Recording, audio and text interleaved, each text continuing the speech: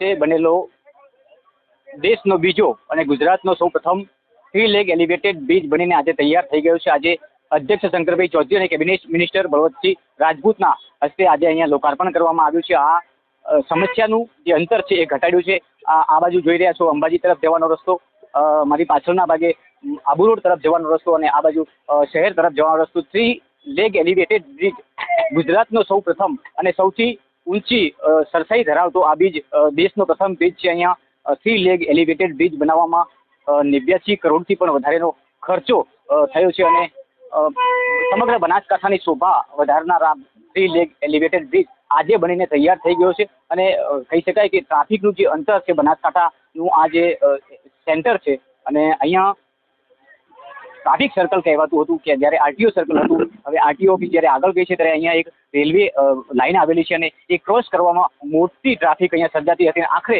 એ ટ્રાફિકની સમસ્યાનું હલ કરવામાં આવ્યું છે। જોઈ રહ્યા છો અહીંયા મોટી સંખ્યામાં લોકો આ 3 લેગ એલિવેટેડ બ્રિજને નિહાળવા માટે અહીંયા પહોંચ્યા છે।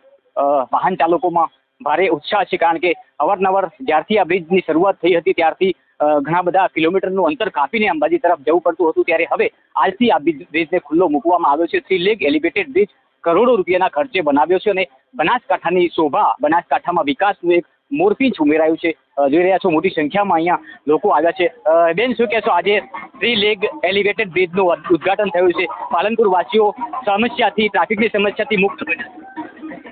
બહુ સારું છે એમ તો કે અહીંયા બહુ વધારે ટ્રાફિક થતો હતો તો એ બધા માટે બહુ સારું છે। આજે તમે જોવા આવ્યા? યસ, હા, બહુ મસ્ત લાગે છે। રીના ગુપ્તા। કેવું લાગે છે આજે? બહુ સારું લાગે છે। અમે રાહ જોતા હતા કે ક્યારે ચાલુ થાય ને અમે જોવા આવીએ। એ જે રાહની ઘડી હતી આજે અંત આવી? આજે અંત આવી ગયો અને એક બહુ જ ખુશ છે, જાણે એક મોટો પ્રસંગ હોય પાલનપુરમાં આજે એવું લાગે છે અમને। બનાસકાંઠાની રોનક વધી? યસ સર, બનાસકાંઠા લોકો કેટલા ખુશ છે કે આખા બનાસકાંઠાની રોનક આ 3 લેગ એલિવેટેડ બ્રિજથી રોનક વધી ગઈ છે કારણ કે વિકાસનું મોરપીંછ છે એ અહીંયા ઉમેરાયું છે।